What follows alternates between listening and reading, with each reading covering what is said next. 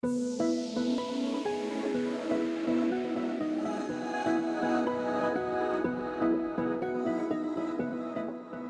de Red Comarca, bienvenidos otra vez a este segmento. Hoy tenemos la visita de dos grandes amigos, de Luis, de Rafael. Vamos a analizar precisamente un tema que nos atañe a todos y que nos preocupa a todos, que es quizá la falta de liderazgo en la dirección de este país. Sí, buenos días, Aquiles. Muchas gracias por invitarnos a este programa. Es cierto, tenemos un problema de liderazgo en este país. No es que falten líderes, es que está mal encauzado el liderazgo. Pero tendríamos que primero que definir qué es liderazgo. Y yo lo puedo definir con tres características principales del líder. Una, el líder debe tener una inteligencia clara para poder ver un objetivo concreto por el cual va a luchar. La segunda característica sería tener la voluntad necesaria, o sea, querer lo bueno, que eso es lo que significa, para trabajar de manera intensa y poder lograr ese objetivo. Y la tercera y la más importante por lo que se define un líder es tener la capacidad de persuadir a las gentes de que lo que él está haciendo vale la pena que se haga de manera colectiva, conjunta, sumando todas esas voluntades y poder trabajar en ese objetivo con toda la energía que se necesita para poder llegar a la meta. Eso es lo que yo puedo opinar de inicio en el tema de liderazgo. Rafa, ¿falta liderazgo en la conducción del país? Yo creo que liderazgos hay y son muy disímbolos los liderazgos que tenemos en nuestro país. Lo que sí advierto es una falta de liderazgo integral, una falta de liderazgo que realmente conduzca a una sociedad, a un objetivo conjunto para beneficio de los más, no nada más de un solo grupo o de una sola persona. En ese sentido, yo recuerdo que se hacía un análisis sobre el problema de la juventud y decían que los jóvenes estaban muy desorientados, que no tenían a quién seguir, a quién imitar, que no tenían líderes a quienes enfocarse para decir yo quiero ser un líder como él. Porque si vemos las aulas, muchos de los maestros que tienen nuestros actuales estudiantes mienten y son personas que no tienen ya la vocación de aquel gran maestro formador de las futuras generaciones de una sociedad o de un país. Si ven a nuestros gobernantes, nuestros jóvenes advierten que son corruptos. Si los jóvenes quieren seguir a sus padres, pues lamentablemente vemos que la paternidad y la maternidad de nuestro país está desintegrada. Entonces los jóvenes dicen, ¿a dónde vamos?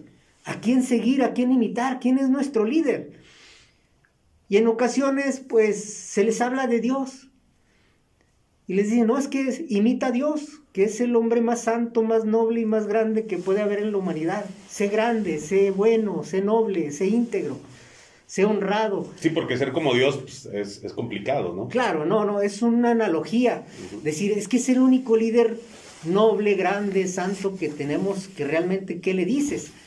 Pero bueno, si queremos darles el ejemplo de Jesús, pues también vemos que la política actual, y no de ahorita, sino de muchos años, es desterrar a Dios de las aulas, del hogar y de la sociedad, al grado tal de que los jóvenes ya no creen en un ser superior, y eso es grave para nuestra comunidad. De ahí que yo reitere, pues que sí hay líderes, pero líderes que trabajan solamente para sus propios propósitos y no están enfocando su capacidad de liderazgo a conducir un país a un buen puerto, a un buen fin. Voy más allá.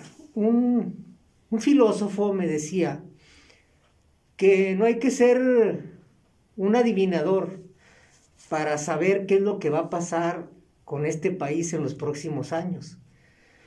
Simplemente hay que preguntarnos qué estamos haciendo con los jóvenes, qué estamos haciendo con los niños, y vamos a darnos cuenta que están abandonados, están solos.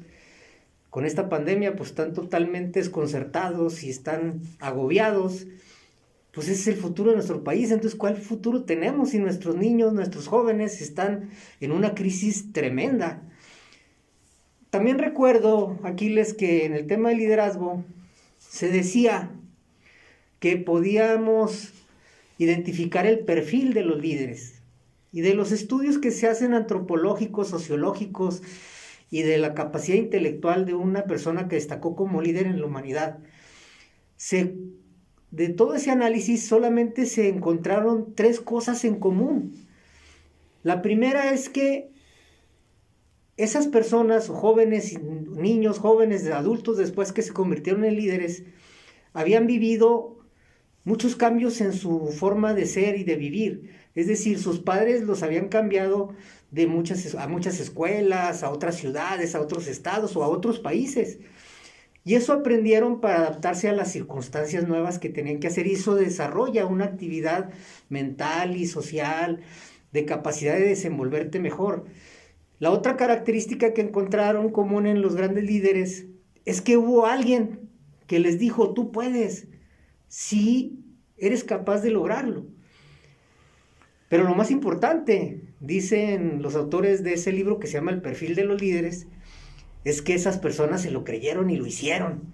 Es decir, cuando la persona está abocada, tiene el talento, la vocación, la capacidad, y es bien orientado, sí se puede encontrar un líder que pueda vencer todos los retos y obstáculos que la vida nos presenta.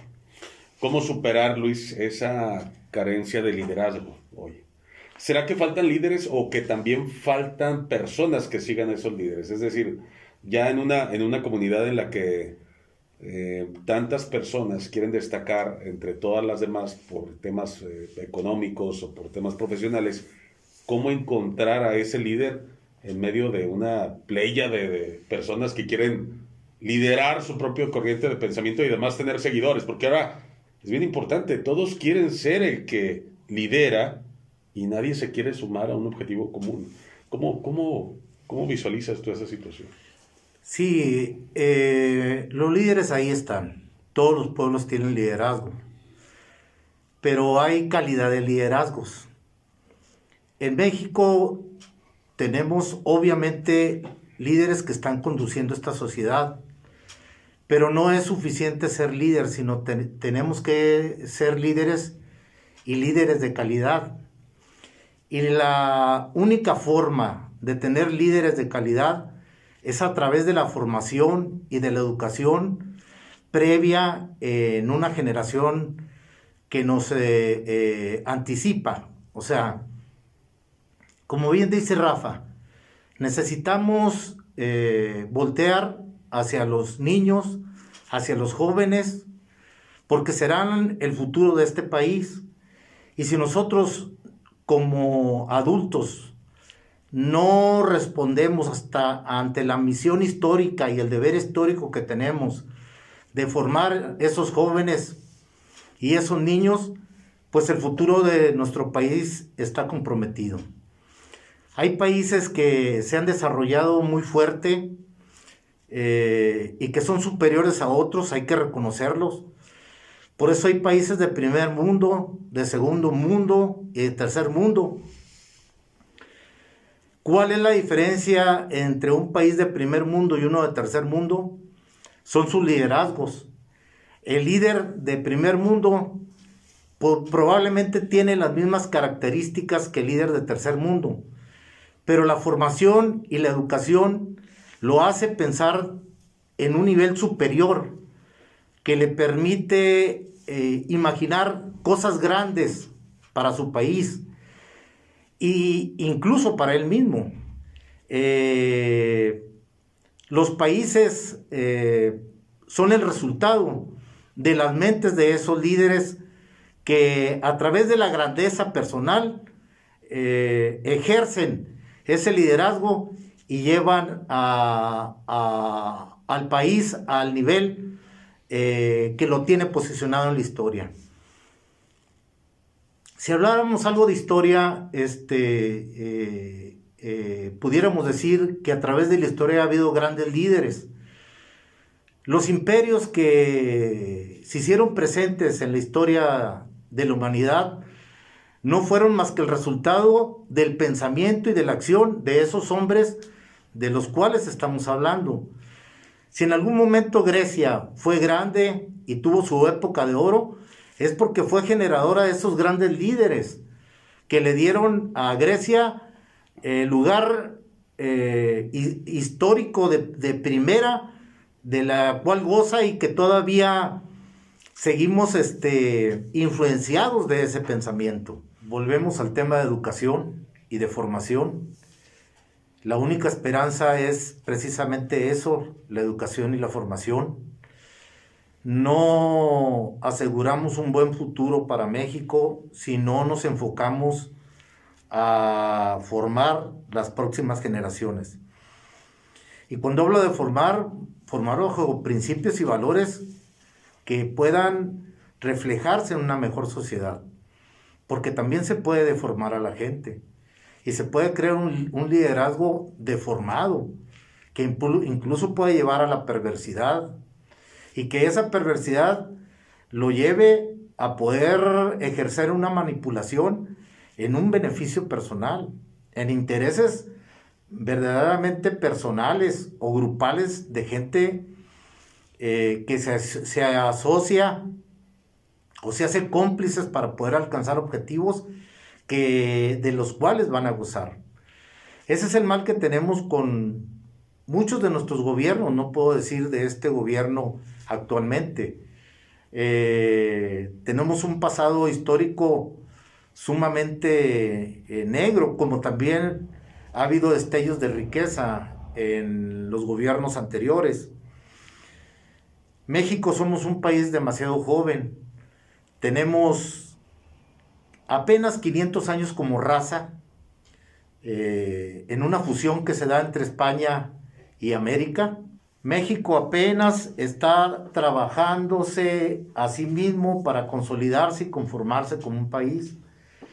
Y en este crecimiento vienen momentos de riqueza y de momentos de oscuridad. Hemos crecido, no es el mismo México de hace 100 años, es evidente. Ha habido desarrollo en el tema político y ha habido decadencia, ha habido desarrollo en el tema económico, ha habido decadencia, en el tema arquitectónico, en los propios pueblos, pero también ha habido decadencia.